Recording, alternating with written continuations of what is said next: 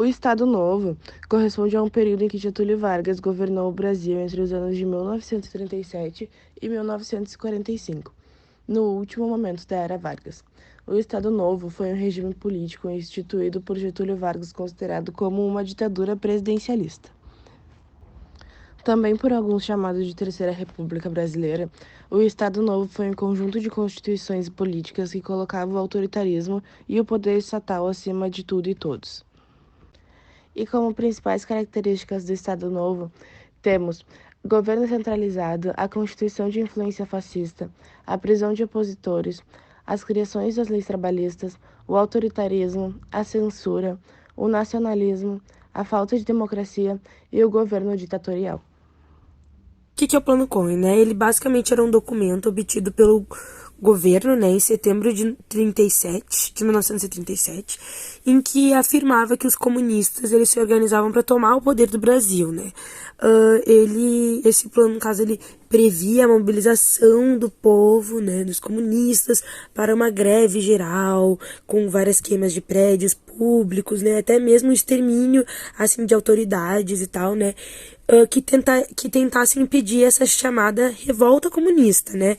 Então, por isso que o Vargas ele acreditava que ele precisava de proteção contra eles, né? Então, ele utilizou do Plano Cohen, né, para poder dar o golpe que daria início à nova ditadura do Estado Novo, né, em novembro desse ano. Porém, né, como explicado, né, foi um golpe, né, e esse suposto golpe, ele só, na verdade, serviu de pretexto para eles darem um verdadeiro golpe, que era para o Getúlio poder ficar por mais alguns anos, né, porque tecnicamente pela Constituição ele teria que sair, então ele deu esse golpe para poder ficar até 45, 47. Então, depois, com esse golpe, ele decide fechar o Congresso, né?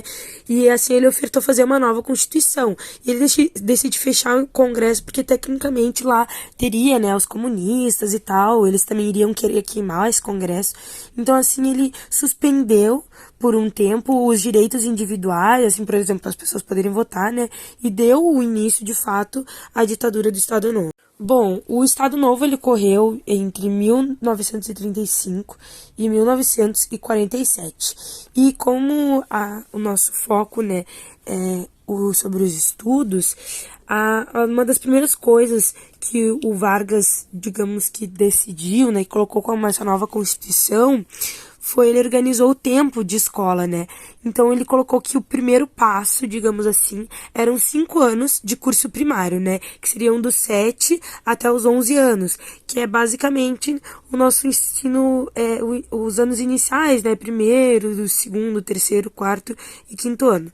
Aí depois são 4 anos de curso ginasial, que é basicamente a antiga denominação que eles usavam para o primeiro grau, né? Que é o ensino fundamental, que é de quinta, na verdade, de quinta a oitava série, né? Então é de mais ou menos dos seus 12 a 16 anos. E por terceiro, foi colocado o 3 anos de colegial, né, que é basicamente o nosso ensino médio, né, que é de 16 mais ou menos a 18 anos, podendo ser em duas modalidades, né, a modalidade clássica, que ela basicamente concorre para a formação intelectual, né, além de um maior conhecimento de filosofia, né, essas coisas de estudo em letras antigas, né, já no curso, e também tinha outro curso, que era o científico, né, que ela perpassava por várias competências associadas ao entendimento da produção produção científica, né, a leitura crítica, autonomia para pesquisa, né, essas coisas assim, e a capacidade de posicionamento frente à produção científica.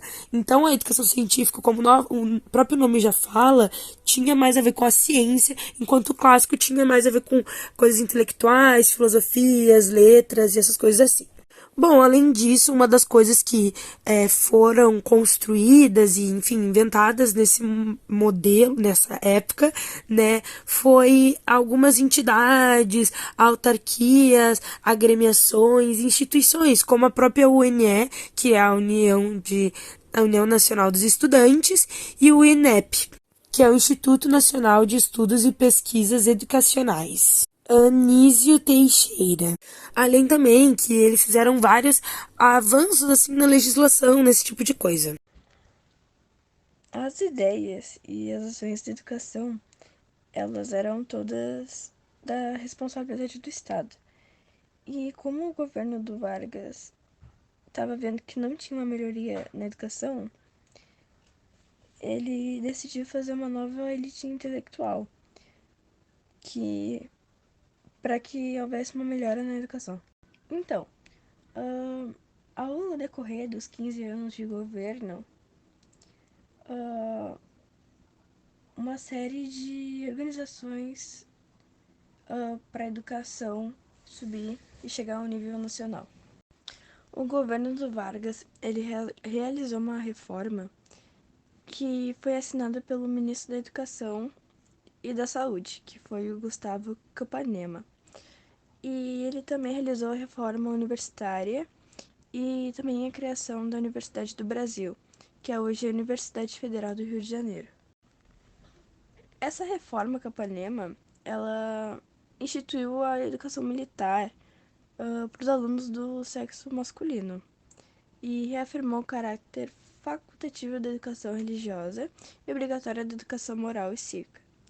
E recomendou que a educação das mulheres fosse feita em estabelecimento diferente daquele que era onde educavam os homens. Oi, meu nome é Felipe e hoje eu vou falar sobre o Ministério da Educação. Bom, eu vou explicar primeiramente o que é o Ministério da Educação.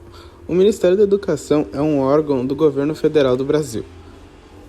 O Ministério da Educação foi criado em 1930. O primeiro-ministro foi o Francisco Campos. Seu maior feito foi um decreto favorecendo o ensino universitário ao ensino técnico, mas o seu sucessor, Gustavo Capenama, ficou mais tempo no cargo e dando a criação da Universidade do Distrito Federal e a reforma do ensino secundário.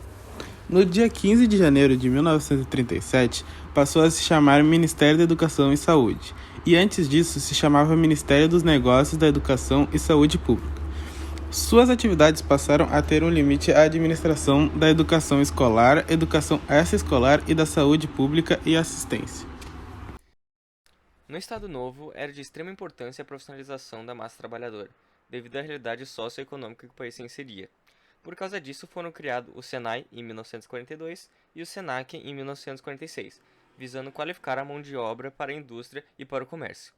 Essas instituições profissionalizantes, dirigidas pela Confederação Nacional da Indústria e pela Confederação Nacional do Comércio, naquele primeiro momento pagavam uma ajuda no custo, uma bolsa para os seus estudantes, que ficava mais atraente ainda para as camadas mais baixas da sociedade se profissionalizar. Duas características do ensino escolar implantadas no Estado Novo é a frequência escolar obrigatória e o currículo seriado, que consiste em uma oferta de disciplinas fixas, uma matrícula na série e não na disciplina, e a duração da série pode ser em módulos anuais, semestrais, quadrimestrais e trimestrais.